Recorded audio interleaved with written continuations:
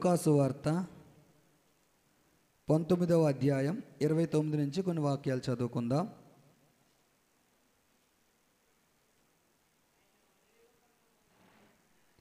లూకాసు వార్త 19వ అధ్యాయం 29 నుంచి.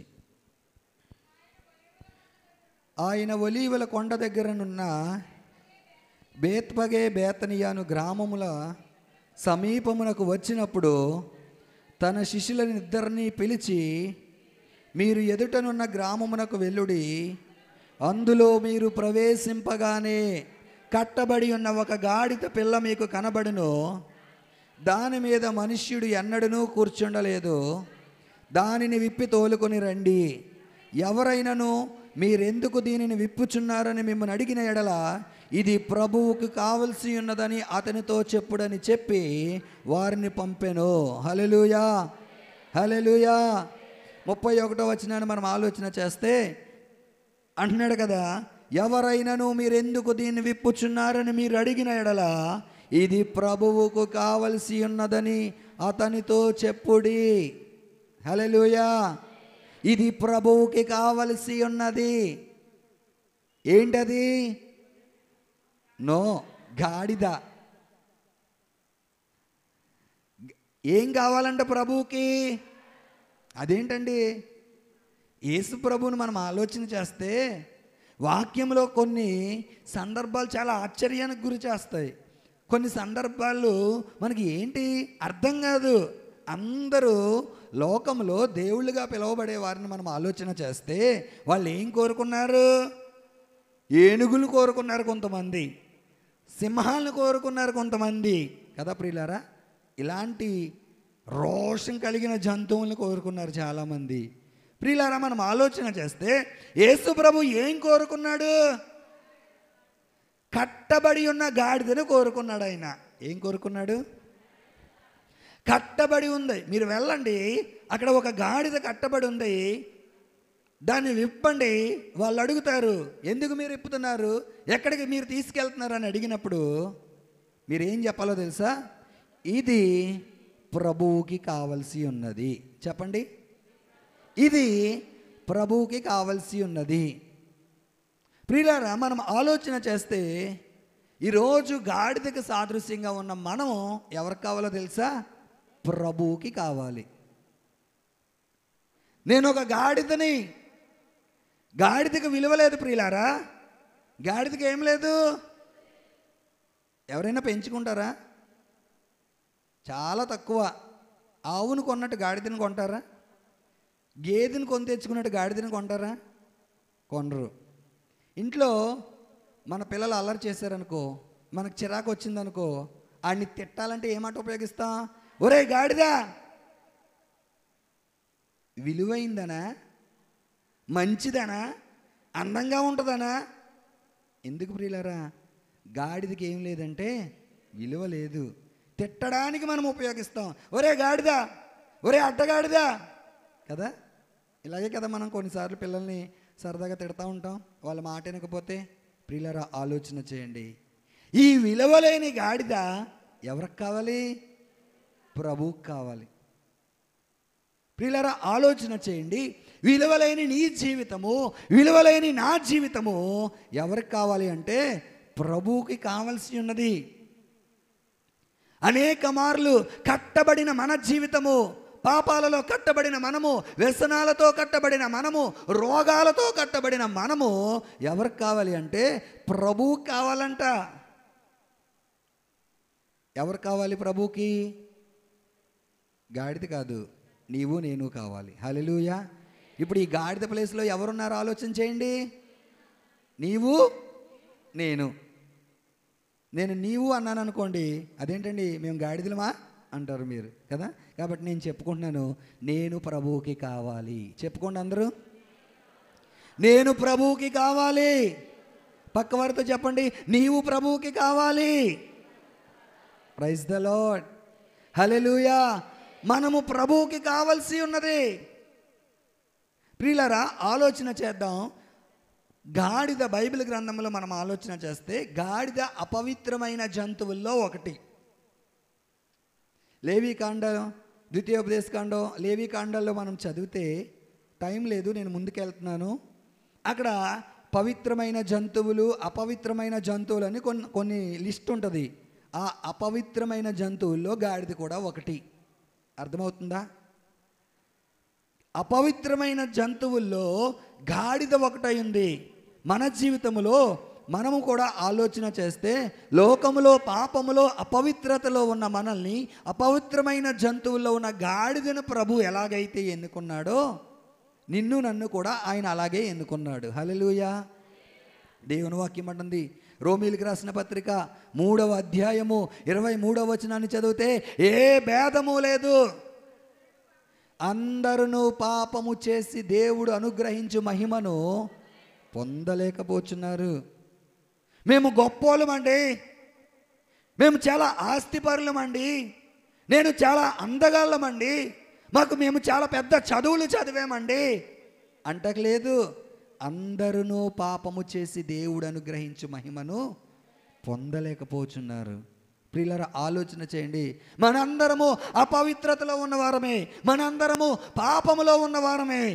అయినప్పటికీ కూడా గాడిదను ఎలాగైతే ప్రభు ఎన్నుకున్నాడో, గాడిదను ఎలాగైతే ప్రభు ఎన్నుకున్నాడో, దేవుడు నిన్ను నన్ను కూడా, అపవిత్రులమైన మనల్ని ప్రభు ఎన్నుకున్నాడు. కాబట్టి ఈరోజు మనం ప్రభు సన్నిధిలో ఉండగలిగాం. హల్లెలూయా, హల్లెలూయా.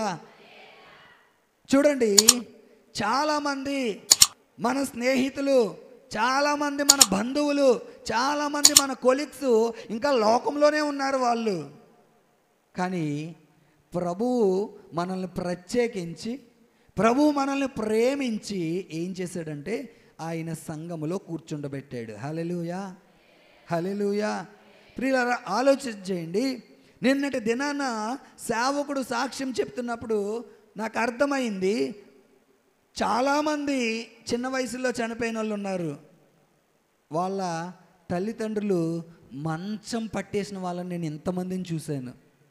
యవ్వన కాలంలో పిల్లలు చనిపోతే తల్లి తట్టుకోలేక, తండ్రి తట్టుకోలేక మంచాలు పట్టేశారు. అయ్యో, మా పిల్లల్ని మేము కోల్పోయాము. కానీ వీళ్ళేంటి ఇంత ఆనందంతో, ఇంత సంతోషంతో యేసయ్యని ఎలా మహింపరుస్తున్నారేంటి? నిజమే ప్రియులారా, చూసిన వారికి అది ఒక ఆశ్చర్యం, చూసిన వారికి అది ఒక వింత, చూసిన వారికి అది ఒక అద్భుతం. ప్రియులారా, ఆలోచన చేయండి. ఏంటి వాళ్ళకి, లోకంలో ఉన్న వాళ్ళకి తేడా ఏంటంటే, దేవుడు మనకు ఒక నిరీక్షణ పెట్టాడు. లోకంలో ఉన్నవారికి ఏం లేదు, నిరీక్షణ అనేది లేదు. ప్రియులారా, మనం ఆలోచన చేసినట్లయితే దేవుడు నిన్ను నన్ను సంఘంలో ఎందుకు కూర్చోబెట్టాడు అంటే, నిన్ను నన్ను ప్రత్యేకంగా ప్రేమించి పాపములో ఉన్న మనల్ని దేవుడు తన సంఘములో కూర్చుండబెట్టాడు. హల్లెలూయా, హల్లెలూయా. చూడండి, ఏదైనా కష్టం వచ్చినప్పుడు, ఏదైనా బాధ వచ్చినప్పుడు, ఏదైనా శ్రమ వచ్చినప్పుడు, ఏదైనా నింద వచ్చినప్పుడు లోకంలో ఉన్నవారు ఏమవుతారో తెలుసా? కుమిలిపోతూ ఉంటారు. లోకంలో ఉన్నవారు ఏమవుతారో తెలుసా? కృషించిపోతూ ఉంటారు, నీరసించిపోతూ ఉంటారు. కొన్నిసార్లు లోకస్తులు అనుకుంటారు, ఇంకా చనిపోతే మేలు నేను. కానీ ప్రభుని నమ్ముకున్న మనకి ఒక నిరీక్షణ ఉంది. హల్లెలూయా. ప్రభువుని నమ్ముకున్న మనకి ఒక ఆశ్రయ స్థానం ఉంది. ఏముంది? దావీదు అంటాడు, దేవా నీవే నా ఆశ్రయము, నీవు నాకు ఎత్తైన కోటగా ఉన్నావు. ఏంటి ఎత్తైన కోట, ఏంటి ఆశ్రయం ఏంటి అని మనం ఆలోచన చేస్తే, ప్రియులారా, ఆలోచన చేస్తే దావీదు ఎవరిని ఎత్తైన కోటగా చేసుకున్నాడు? అదేంటండి మీరు అలా అంటారు? దావీదు రాజు కదా, రాజుగారికి బోళ్ళు కోటలు ఉంటాయి. దావీదు రాజు కదా, రాజుగారికి బోళ్ళు ఆశ్రయపురాలు ఉంటాయి. దావీదు రాజు కదా, రాజుకి చాలా పెద్ద పెద్ద బిల్డింగులు ఉంటాయి. కాబట్టి దావీదు ఆ మాట మాట్లాడాడు అని మనం చెప్తానుకుందా? లేదు ప్రియులారా, దావీదు అంటున్నాడు, దేవా నీవే నా ఎత్తైన కోట, దేవా నీవే నా ఆశ్రయము, దేవా నీవే నాకు దిక్కు. ప్రియులారా, ఆలోచన చేయండి. దావీదు దేవుణ్ణి ఆశ్రయంగా చేసుకున్నాడు. దావీదు దేవుడికి, దేవా నీవే మా దిక్కు అని దేవుని మీద దావీదు ఆధారపడ్డాడు. ఈరోజు నా జీవితాల్లో వచ్చే శ్రమల్లో, నిందల్లో, అవమానాల్లో అపవిత్రులుగా పిలువబడే మనము, త్రాగుబోతులుగా పిలువబడే మనము, ఒకానొకప్పుడు వ్యభిచారులుగా ఉన్న మనము, ఒకానొకప్పుడు పాపములో మునిగి తేలుతున్న మనల్ని దేవుడు ఏం చేశాడో తెలుసా?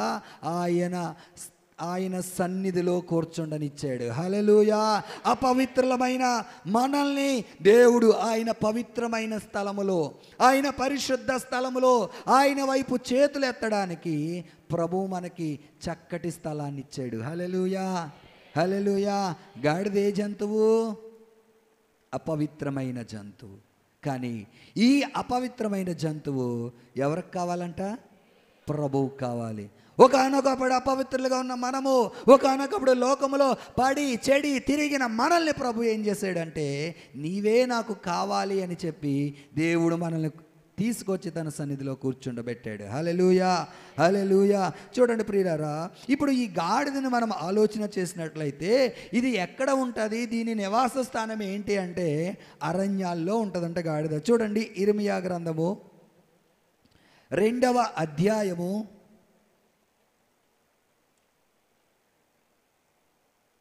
2వ అధ్యాయం 24వ వచనాన్ని మనం చదివితే, అరణ్యమునకు అలవాటు పడిన అడవి గాడిదవు. చాలండి, దేనికి అలవాటు పడిపోయింది? అరణ్యానికి అలవాటు పడిపోయింది అడవి గాడిద. ప్రియులారా, మనం ఆలోచన చేసినట్లయితే గనక అనేక మార్లు మన జీవితము ఎలాంటి అనుభవాల్లో వెళ్తుంది అంటే అరణ్యపు అనుభవం. అనేక మార్లు మన జీవితము చుట్టూ అందరూ ఉంటారు కానీ ఎవ్వరూ లేని పరిస్థితిని అనుభవించిన అనుభవాలు మన జీవితంలో ఎన్నున్నాయో ఆలోచన చేయండి. నీ భర్త నీ పక్కనే ఉంటాడు, నీ పిల్లలు నీ పక్కనే ఉంటారు, నీ తల్లిదండ్రులు నీ దగ్గరే ఉంటారు, నీకు చాలా ఆస్తి ఉండి ఉండవచ్చు. కానీ ప్రియులారా, అనేక మార్లు అరణ్య అనుభవాల గుండా మనం వెళ్ళిన పరిస్థితులు ఎన్నున్నాయి మన జీవితంలో. అనేక మార్లు కన్నీటి ప్రవాహంలో, ప్రభువా నాకేమి చేయాలో అర్థం కావట్లేదు, ఈ పరిస్థితిని నేను ఎలా ఎదుర్కోవాలో అర్థం కావట్లేదు, నా తల్లిదండ్రులు నన్ను పట్టించుకోవట్లేదు, నా బంధువులు నన్ను పట్టించుకోవట్లేదు, నా వారు ఎవ్వరూ నన్ను పట్టించుకోవట్లేదు ప్రభువా అని అనేక మార్లు అరణ్యపు అనుభవాల్లో నువ్వు వెళ్ళలేదా? అనేక మార్లు అరణ్యపు అనుభవం. ఏముంటుంది అరణ్యంలో? చికెన్ ఉంటుంది, మటన్ ఉంటుంది, ఫిష్ ఉంటుంది, మనకు కావాల్సిన స్వీట్స్ ఉంటాయా అరణ్యంలో? ఏమీ ఉండవు ప్రియులారా. బైబిల్ గ్రంథంలో మనం ఆలోచన చేస్తే ఒక వ్యక్తి తన దాసిని భార్యగా చేసుకున్నాక ఆమెకి ఒక కొడుకు పుట్టాక దేవుడు చెప్పాడు, తన భార్య చెప్పింది, వీళ్ళిద్దరిని తీసుకెళ్ళి వదిలే. ఒక మాటలో చెప్పాలంటే ఆ పనికి మాలిందే ఈ సలహా ఇచ్చింది. అబ్రహాముకి సలహా ఇచ్చింది ఎవరు? శారమ్మే. మళ్ళీ ఆమె ఏం చెప్తుందో తెలుసా? వదిలే. మరలా భార్య మాట పట్టుకున్నాడు, తీసుకెళ్ళాడు. ఇప్పుడు ఆ అరణ్యంలో త్రాగడానికి నీళ్ళు లేవు, ఏడుస్తున్నాడు. ఎవరు? ఇష్మాయేలు. గోల పెడుతున్నాడు, తాగడానికి నీళ్లు లేని పరిస్థితిలో కూడా. అలాంటి పరిస్థితిలో దేవుడు ఇష్మాయేలు మొరను విన్నాడు. హల్లెలూయా, హల్లెలూయా. అరణ్యపు అనుభవాల్లో నీ జీవితం వెళ్తున్నప్పుడు, అరణ్యపు అనుభవాల్లో నువ్వు నడిపించబడుతున్నప్పుడు నువ్వేం చేయాలో తెలుసా? దేవునికి మొర్ర పెట్టే విధముగా నువ్వు ప్రార్థన చేయాలి. హల్లెలూయా. ఇందాక పాడుకున్నాం కదా, నిజముగా మొర్ర పెడితే దేవుడు ఆలకించే దేవుడు. తనకు నిజముగా మొర్ర పెట్టి వారందరికీ నా దేవుడు సమీపముగా ఉన్న దేవుడు. ప్రియులారా, ఆలోచన చేయండి. అరణ్యపు అనుభవాల గుండా నువ్వు వెళ్తున్నావేమో, ఈరోజు దిక్కుతోచని పరిస్థితుల గుండా నువ్వు వెళ్తున్నావేమో, ఎవరికి చెప్పుకోలేని వేదన. అయ్యో, చెప్పుకుంటే షేమ్గా ఫీల్ అవ్వాలి, చెప్పుకుంటే నవ్వుతారు, ఇంత బ్రతికి ఇదా నీ జీవితం అని అనుకుంటారు అని నువ్వు ఫీల్ అవుతున్నావేమో. ప్రియులారా, ఆలోచన చేయండి. అరణ్యములో నీ మొర వినే దేవుడు ఆయన. హల్లెలూయా. ఎక్కడ నీ మొర వింటాడు? ఎక్కడ నీ మొర వింటాడు ఆయన? నువ్వు అరణ్యములో ఉండి ప్రార్థన చేసిన నీ స్వరాన్ని ఆయన వింటాడు. Praise the Lord. ఎక్కడ? అరణ్యములో ఉండి నువ్వు మొరపెట్టిన. ఇష్మాయేలు మొర విన్న దేవుడు, హాగరు మొర విన్న దేవుడు. ప్రియులారా, ఆలోచన చేయండి. దేవుడు అరణ్యములో ఉండి మొరపెట్టిన మన ప్రార్థన అయినా ఆలకించే దేవుడు. ఇప్పుడు ఈ గాడిద నివాస స్థలం ఏంటి అంటే అరణ్యం. అరణ్యములో ఉన్న ఈ గాడిదని ప్రభు అంటున్నాడు, ఆ గాడిద నాకు కావలసి ఉన్నది. అరణ్య వేదనల గుండా వెళ్తున్న నిన్ను ప్రభు అన్నాడు, నీవు నాకు కావాలి. ఇవ్వగలవా నీ జీవితాన్ని పూర్తిగా ప్రభువుకి? ఇవ్వగలవా నీ జీవితాన్ని పూర్తిగా ప్రభు చేతుల్లో పూర్తిగా నువ్వు పెట్టగలవా? ప్రభు మీద పూర్తిగా నువ్వు ఆధారపడగలవా? ఇంకా సగము లోకము, ఇంకా సగం స్నేహితులు, ఇంకా సగము బంధువులు అనుకుంటూ ఇంకా లోకములోనే నువ్వు తిరుగుతున్నావేమో. నా ప్రభు చెప్తున్నాడు, అరణ్యపు అనుభవాల్లో ఉన్న నిన్ను ప్రభు కోరుకుంటున్నాడు. అరణ్యములో నివసించే గాడిదను ప్రభు కోరుకున్నాడు కదా. ఈరోజు గాడిదతో పోల్చిన మన జీవితాన్ని కూడా ప్రభు కోరుకుంటున్నాడు. నువ్వు ఎలాంటి అరణ్యంలో ఉన్నా సరే. చూడండి, యోబు గ్రంథము, యోబు పుస్తకం 39వ అధ్యాయం 5-6 వచనాలు మనం చదివితే,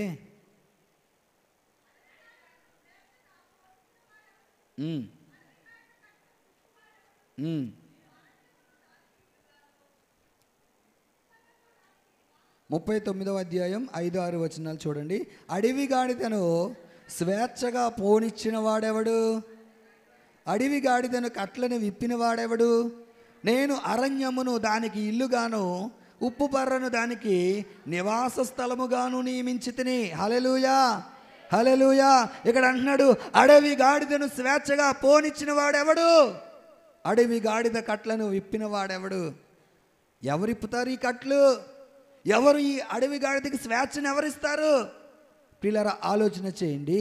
ఈ రోజుల్లో అనేక మంది వ్యసనాలు అనే కట్ల చేత, సినిమాలు అనే కట్ల చేత, సీరియల్స్ అనే కట్ల చేత, త్రాగుడు అనే కట్ల చేత, స్మోకింగ్ అనే కట్ల చేత, అనేక రకాలైన కట్ల చేత అనేక మంది కట్టబడిపోయి ఉన్నారు. ఎవరిప్పుతారు ఈ కట్ల నుంచి బయటికి? ఎవరు ఈ కట్లలోంచి నిన్ను తీసుకొస్తారు బయటికి అంటే, ఏ వ్యక్తి అయితే ప్రభువా నేను రాలేను బయటికి అని పూర్తిగా దేవుని మీద ఆధారపడతారో వాళ్ళని నా ప్రభువు తీసుకొస్తాడు బయటికి. హల్లెలూయా, హల్లెలూయా. నువ్వు చేయవలసింది ఏంటంటే, నీకున్న అలవాట్లు, నీకున్న పద్ధతుల్లోంచి, నీకున్న వ్యసనాల్లోంచి మనుషులుగా మనం బయటికి రాలేము. కానీ మనల్ని బయటికి తీసుకొచ్చే దేవుడు ఒక ఆయన ఉన్నాడు. ఆయన ఎవరో తెలుసా? నీవు నేను ఆరాధన చేసే నజరేయుడైన యేసు. హల్లెలూయా, హల్లెలూయా. ఆయన చెప్తున్నాడు, నేను నిన్ను నీ కట్లు విప్పుతాను.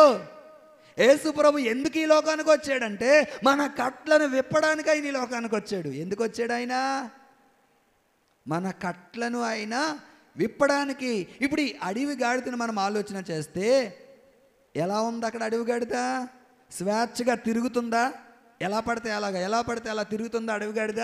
ఎలా ఉంది? కట్ల చేత బంధించబడి ఉంది. ప్రభు అన్నాడు, మీరు వెళ్ళగానే అక్కడ ఒక గాడిద కట్టబడి ఉంది, దాన్ని విప్పండి, తీసుకురండి నా దగ్గరికి. హల్లెలూయా. నిద్రపోయే వాళ్ళందరూ చెప్దాం హల్లెలూయా. ఉన్నారు కొంతమంది. ప్రియులారా, ఆలోచన చేయండి. స్వేచ్ఛ లేని జీవితం. ఈ గాడిదకి ఏం లేదంటే స్వేచ్ఛ లేదు, కట్టబడిపోయింది ఇది. ప్రియులారా, ఆలోచన చేయండి.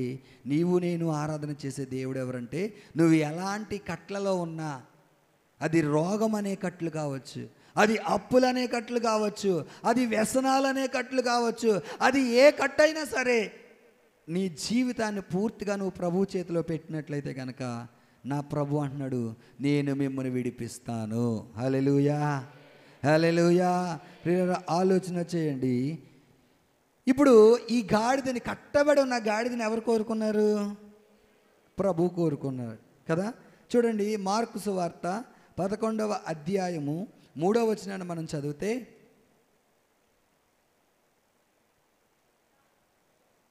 మార్కు సువార్త 11వ అధ్యాయం 3వ వచనం.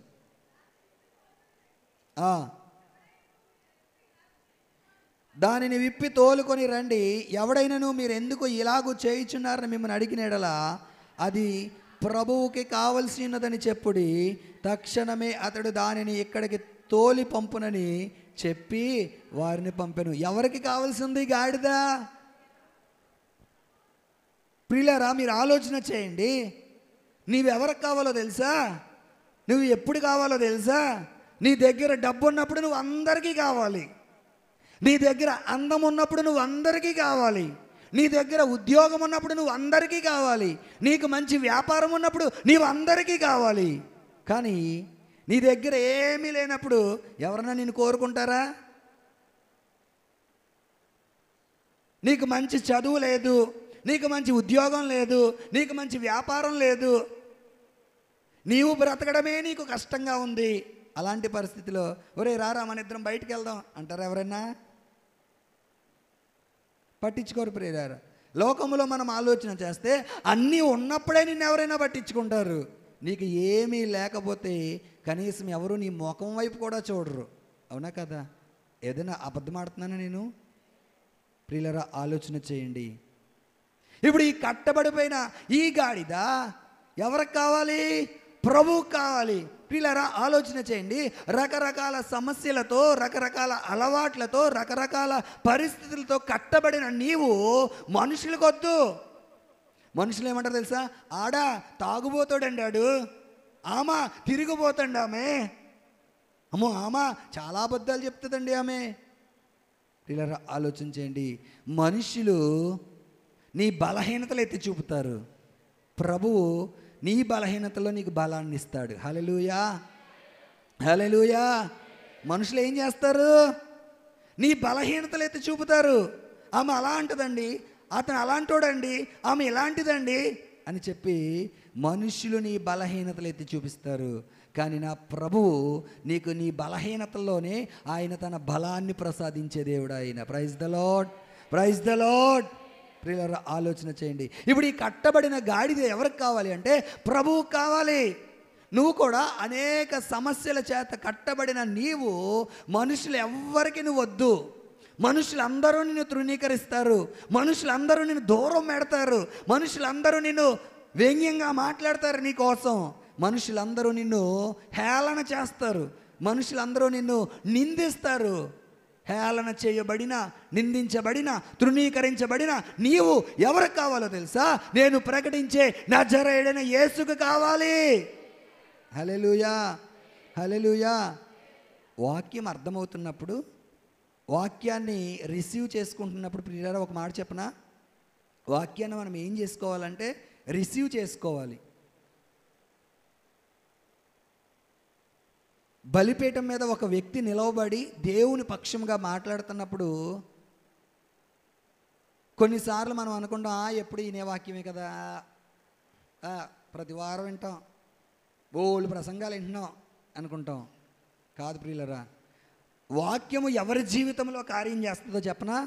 ఏ వ్యక్తి అయితే వాక్యం వింటున్నప్పుడు ఆ వాక్యాన్ని రిసీవ్ చేసుకుంటాడో, ఏ వ్యక్తి అయితే వాక్యం వింటున్నప్పుడు చెప్పేది ఎవరైనా కావచ్చు, అది స్త్రీయా, పురుషుడా, సేవకుడా, చిన్నోళ్ళ, పెద్దోళ్ళ, ఎవరైనా కానీ, ఎవరైనా ఒక వ్యక్తి బలిపీఠం మీద నిలవబడి దేవుని ఆత్మచేత నింపబడి మాట్లాడుతున్నప్పుడు ఆ వాక్యాన్ని మనం రిసీవ్ చేసుకోవాలి. ఆ వాక్యాన్ని ఎలా రిసీవ్ చేసుకుంటామంటే, దేవుడు నీ హృదయాన్ని తాకుతున్నప్పుడు, దేవుడు నీ హృదయంలో కార్యం చేస్తున్నప్పుడు, ఈ మాట నాదే అని నువ్వు రిసీవ్ చేసుకున్నప్పుడు స్తోత్రమో హల్లెలూయా ఏదో చెప్తావు.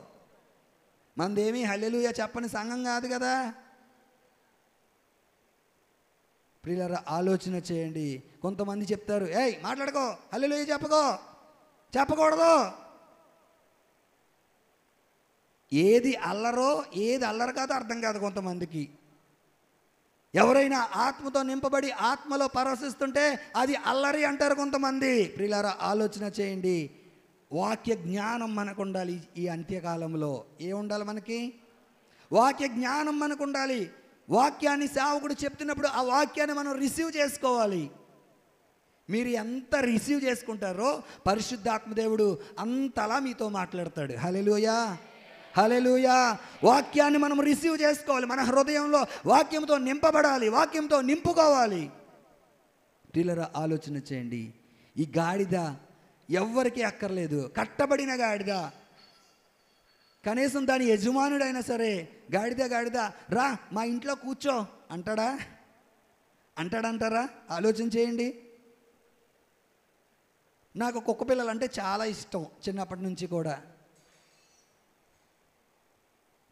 ఎంత ఇష్టం అంటే చిన్న కుక్క పిల్లల్ని నేను మంచం మీద పడుకుంటే నా దుప్పట్లో దాన్ని వేసుకుని దాంతో ఆడుకునేవు అనమాట. అంత పిచ్చి చిన్నప్పటి నుంచి కుక్క పిల్లలంటే. అంటే ఈ పమేరియన్ కానీ ఇలాంటి బొచ్చు కుక్కలు అంటే. ప్రియులారా, ఆలోచన చేయండి.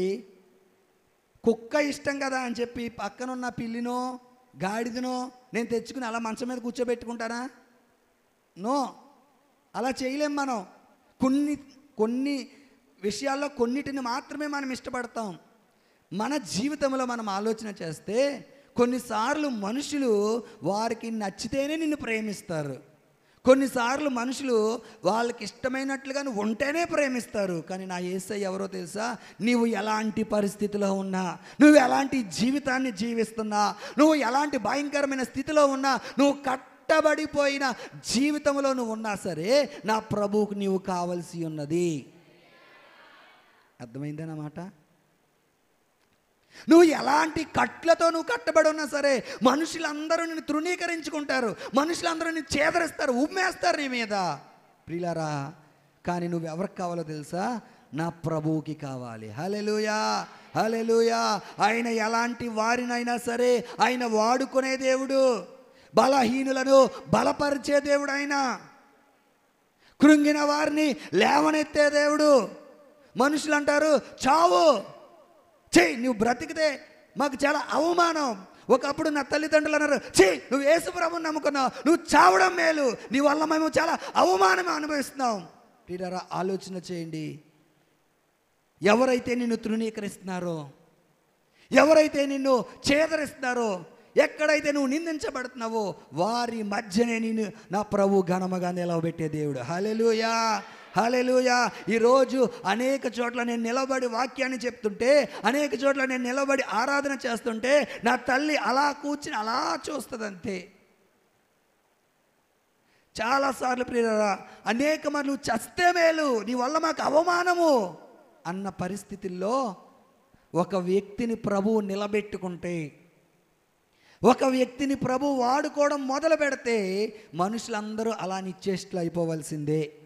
హల్లెలూయా, హల్లెలూయా. కట్టబడిన నీ జీవితంలో ఈరోజు ప్రభు అంటున్నాడు, నేను నిన్ను విడిపిస్తాను. ఎలాంటి భయంకరమైన పరిస్థితుల్లో, ఎలాంటి భయంకరమైన శోధనలో, ఎలాంటి భయంకరమైన సమస్యలోనూ ఉన్నావో ఈరోజు పరిశుద్ధాత్మదేవుడు ముఖాముఖిగా నీతో నాతో మాట్లాడుతున్నాడు. నీవు నాకు కావలసి ఉన్నది. నేను నిన్ను ఎన్నుకున్నాను. జగత్ పునాది వేయబడక మునుపే, తల్లి గర్భములో పిండముగా రూపించబడక మునుపే నేను నిన్ను ఎన్నుకున్నాను. అనేక మార్లు దేవుడు నేను అడిగేవాడిని, ప్రభా ఎందుకు ప్రభా, ఎక్కడో హ్యాపీగా ఫ్రెండ్స్తో ఎంజాయ్ చేసే నన్ను నువ్వు ఎందుకు ఎన్నుకున్నావు? నువ్వు నన్ను ఎందుకు రక్షించుకున్నావు? నువ్వు నన్ను ఎందుకు ప్రభా ఇలాగ ఇబ్బంది పెడుతున్నావు? నువ్వు నాకేమో నాలోను నా హృదయంలోనేమో ఏదో చేయాలి దేవుని కొరకు, ఏదో బ్రతకాలి, ఇలా చేయాలి అలా చేయాలి, ఇలాంటి కోరికలన్నీ నువ్వు నాలో పెడుతున్నావు కదా, ఎందుకు ప్రభా? అందరితో పాటు నేను హ్యాపీగా ఉంటాను కదంటే అనేక మార్లు దేవుడు నాతో మాట్లాడాడు. అనేక సేవకులు ప్రవక్తల ద్వారా ప్రవచనాల ద్వారా దేవుడు నాతో మాట్లాడు. తల్లి గర్భములో పిండముగా రూపించబడక మునిపే నేను నిన్ను ఎన్నుకున్నాను. హల్లెలూయా. ఇక్కడ ఉన్న ప్రతి ఒక్కరితో ప్రభు చెప్తున్నాడు ఏంటో తెలుసా? ప్రతి ఒక్కరిని దేవుడు ఎన్నుకున్నాడు కాబట్టే ఈరోజు ప్రభువుని మనం ఆరాధన చేయగలుగుతున్నాం. హల్లెలూయా. ఎవరు ఉత్తనే ప్రభు సన్నిధికి రాలేదు. సమయం ఎక్కువైపోయి మీరు ఇక్కడ కూర్చోలేదు. సమయం ఎక్కువైపోయి నేను ఇక్కడ నుంచుని మీకు వాక్యం చెప్పట్లా. మనందరినీ దేవుడు తల్లి గర్భములో పిండముగా రూపించబడక మునిపే ఏం చేశాడు? ఆయన ఎన్నుకున్న దేవుడు. హల్లెలూయా. పలానా ఊరిలో పలానా వ్యక్తి పుడుతుంది, పలానా వీధిలో పలానా వ్యక్తి పుడతాడు, ఆ వ్యక్తి నా పరిచర్య చేస్తాడని ఎప్పుడో సృష్టి ప్రారంభంలోనే దేవుడు నిన్ను ఎన్నుకున్న దేవుడు. ఆయన నిన్ను ఎన్నుకున్నాడు కాబట్టే నువ్వు ఎలాంటి కట్ల చేత కట్టబడినా ఏం చేశాడు ప్రభువు? విడిపించాడు. హల్లెలూయా. నిన్ను ప్రభువు ఎన్నుకున్నాడు కాబట్టే నువ్వు ఎలాంటి భయంకరమైన కట్ల చేత నువ్వు కట్టబడినప్పటికీ కూడా నా ప్రభు నిన్ను ఏం చేశాడో తెలుసా?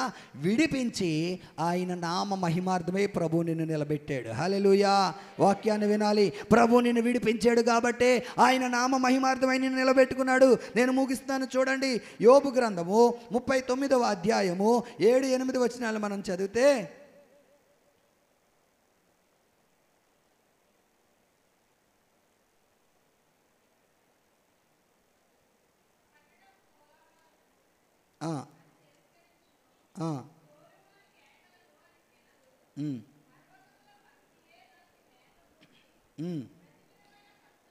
చూడండి ప్రియులారా, యోబు గ్రంథము 39వ అధ్యాయము 7-8 వచనాలు మనం చదివితే, పట్టణపు కోలాహలములను అది తిరస్కరించును, తోలువాని కేకలను అది వినదు, పర్వతముల పంక్తియే దానికి మేత భూమి, ప్రతి విధమైన పచ్చని మొలకను అది వెదుకును. ఇప్పుడు ఈ విడవబడిన గాడిద, ఈ విడవబడిన గాడిద ఏం చేస్తుందంట? దాని మేత స్థలం ఏంటంట? చూడండి, అక్కడ అన్నాడు కదా, పర్వతముల పంక్తియే దానికి మేతము. హల్లెలూయా.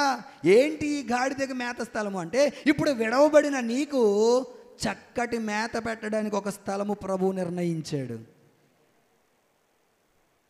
ఇప్పుడు లోకంలోంచి విడవబడిన నీవు ఈ గాడిదను ప్రభువు దగ్గరికి తీసుకొస్తున్నారు కదా. ఇప్పుడు ఈ ప్రభువు ఈ గాడిద మీద ఎక్కడానికి ఆయన సిద్ధంగా ఉన్నాడు. ఈ గాడిద ఏం చేస్తుందంటే ప్రభువు పని చేయడానికి సిద్ధంగా ఉంది. ప్రభువు కొరకు తన్ను తాను సమర్పించుకుంటుంది. ఈ గాడిదను తీసుకొచ్చారు, ప్రభు ఎక్కుతున్నాడు. ఎక్కుతున్నప్పుడు ఈ గాడిద ఏమన్నా, అయ్యో నేను మోయలేను ప్రభు, నేను నిన్ను మోయలేను అనట్లేదు. ఈ గాడిద ఏం చేస్తుంది? అయ్యా నేను ఎంతటి దాననయ్యా, నీవు నా మీద కూర్చోడానికి నేను ఏ పాటి దానని ప్రభువా అని చెప్పి గాడిద అనుకుంటుందేమో తన మనసులో కదా. ఈ గాడిద మేత స్థలం ఏంటి అంటే పర్వత, చదవండి మరలా,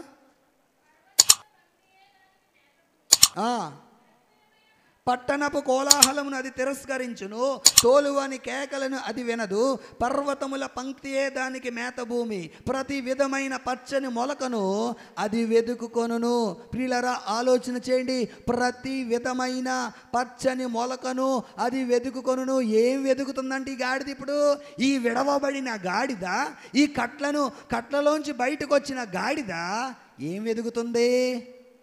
పచ్చని, దావీదు అంటున్నాడు కదా 23వ కీర్తన, యెహోవా నా కాపరి నాకు లేమి కలగదు.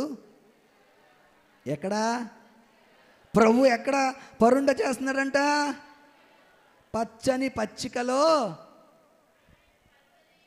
చాలా డౌట్గా చూస్తున్నారు, వాక్యం తీద్దాం. యెహోవా నా కాపరి 23:1-2 యెహోవా నా కాపరి నాకు లేమి కలగదు, పచ్చిక గల చోట్లను ఆయన నన్ను పరుండ చేయుచున్నాడు, శాంతికరమైన జలముల యొద్ద నన్ను నడిపించుచున్నాడు, నా ప్రాణమునకు ఆయన సేద తీర్చుచున్నాడు. హల్లెలూయా. ఎక్కడ నడిపిస్తున్నాడు ఈ గాడిదను ప్రభువు? పచ్చని మేతగల స్థలంలో. విడవబడిన నీవు పచ్చని మేతగల స్థలం ఎక్కడో తెలుసా? దేవుని సన్నిధిలోనే నీకు మేత దొరికే స్థలము. మనుషుల దగ్గర నీకు పచ్చని మేత దొరకదు. ఎక్కడ పడితే అక్కడ నీకు మేత దొరకదు. ఎక్కడ పడితే అక్కడ ఆదరణ ఉండదు. ఎక్కడ పడితే అక్కడ ఓదార్పు ఉండదు. నువ్వు ఆదరించబడే స్థలం ఏదైనా ఉందంటే అది దేవుని మందిరం మాత్రమే. హల్లెలూయా, హల్లెలూయా.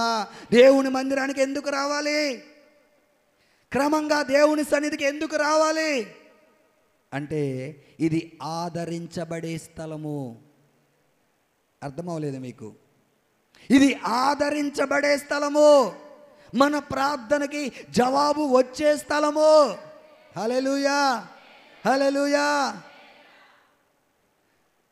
ఆయన సన్నిధిలో మోకరించి, ఆయన బలిపీఠం దగ్గర మోకరించి, ప్రభువా నీవు తప్ప నాకు వేరే ఆధారం లేదు అని నువ్వు ప్రార్థన చేయగలిగితే ఆయన పచ్చని స్థలములో, శాంతికరమైన జలముల యొద్ద ప్రభు నిన్ను నడిపిస్తాడు. హల్లెలూయా. ఎక్కడ నడిపిస్తాడు? అదే అధ్యాయంలో అంటున్నాడు కదా, 4వ వచనంలో అంటున్నాడు, గాఢాంధకారపు లోయల్లో నేను సంచరించినను ఏ అపాయమునకు భయపడను, నీవు నాకు తోడయుండువు, నీ దుడ్డు కర్రయు నీ దండమును నన్ను ఆదరించును, నా శత్రువుల ఎదుట నీవు నాకు భోజనము సిద్ధపరచుదువు. హల్లెలూయా. 6వ వచనంలో అన్నాడు, నేను బ్రతుకు దినములన్నయు కృపాక్షేమములే నా వెంట వచ్చును. ఎక్కడ ఆయన భోజనాన్ని సిద్ధపరుస్తాడంట? శత్రువుల ఎదుట. ప్రార్థన చేశాం, ప్రభువా కూడికి ఆగిపోకూడదు, జరగాలి.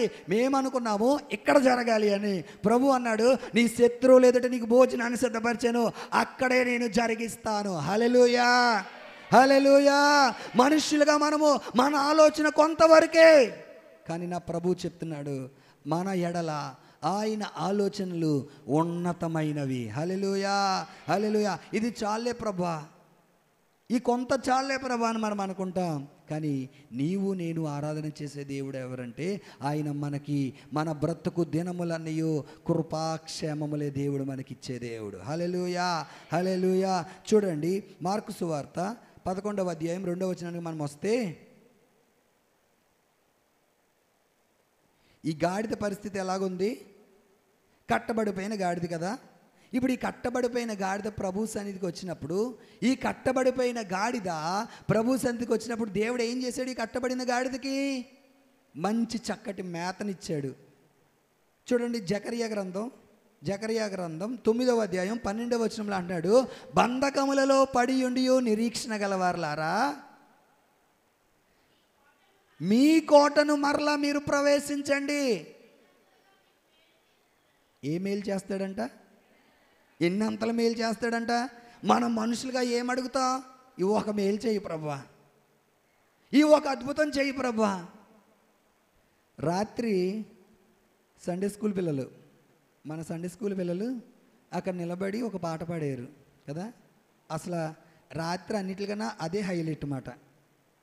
నిజంగా ప్రియులారా, ఆ పరిస్థితిలో పిల్లలందరూ అక్కడ నిలబడి ఏమంటున్నారు? అద్భుతం చేయుమయా.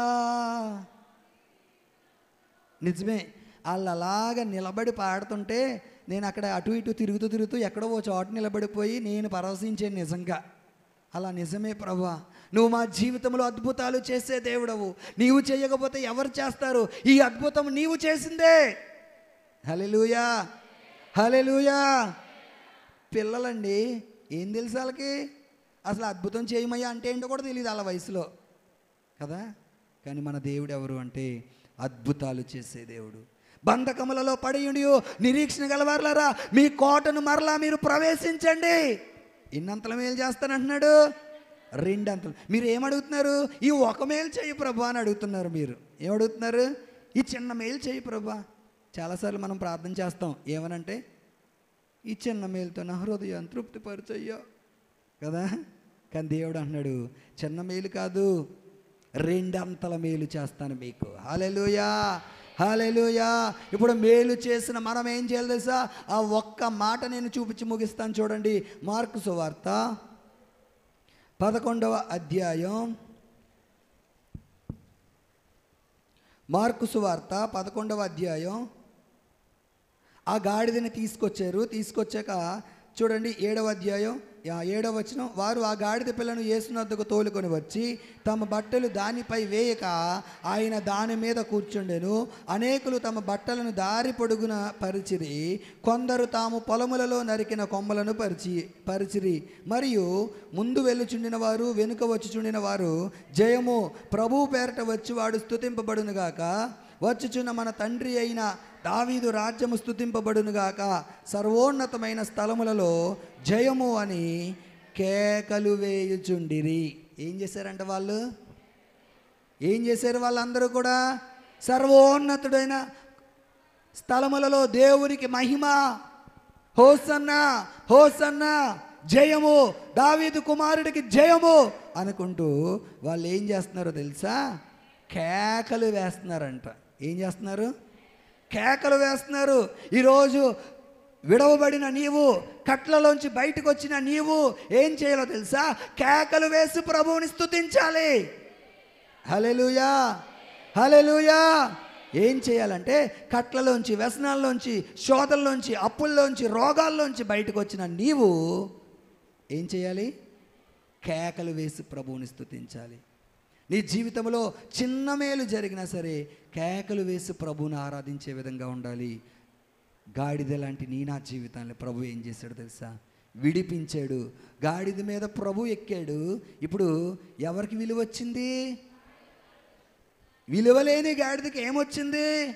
నీ జీవితంలో విలువలేని నీ జీవితంలో యేసయ్య ఉంటే, విలువలేని నీ జీవితంలో యేసయ్యకి స్థానం ఇస్తే నీ జీవితానికి ఏమొస్తుందో తెలుసా? విలువ వస్తుంది. హల్లెలూయా, హల్లెలూయా. కాబట్టి ఈ మట్టల ఆదివారం రోజున, ఈరోజు ప్రత్యేకంగా ప్రభు మాతో చెప్తున్న మాట ఏంటంటే, కట్టబడిన నీ జీవితాన్ని ప్రభు విడిపించబోతున్నాడు. ఆల్రెడీ విడిపించాడు. ఇప్పుడు విడిపించబడిన నీవు ఏం చేయాలంటే ప్రభువుని స్తుతించాలి. అనేక మందిని ప్రభు దగ్గరికి మనం నడిపించే వారముగా ఉండాలి. ఈ కొద్ది మాటలు మన వినికిల్లో ప్రభు దీవించునుగాక. ఆమేన్. మోకరించండి, ప్రార్థన చేసుకుందాం.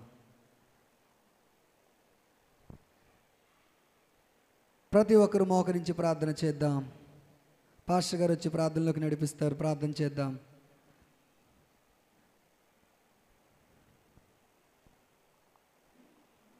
నా ఎడారి జీవితమే సుఖ సౌఖ్యము కాగా, నారణ్య రోదన ఉల్లాసముగా మారిపోయేనే.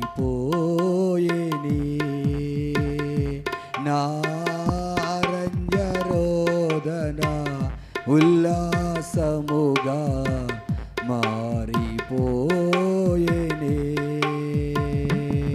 కృపా సత్య సంపూర్ణుడు. అందరూ పాడాలి. సంఘమంతా కలిసి పాడాలి.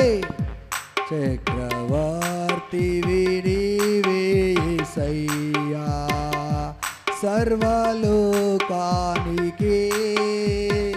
చక్రవర్తి నీవే యేసయ్యా. నా సన్మానానికి మహనీయుడవు నీవేనయ్యా, మహనీయుడవు నీవేనయ్యా. కృపా సత్య సంపూర్ణ. ఒక తీర్మానంతో బయటికి వెళ్దాం. విడిపించబడిన మనము ఆయన్ని స్తుతించే వారముగా, విడిపించబడిన మనము ఆయన్ని ఆరాధించే వారముగా నీ సన్నిధి ఈ స్థలంలో ఉంచండి. నీ ప్రసన్నత ప్రతి బిడ్డకు మీరు అనుగ్రహించండి.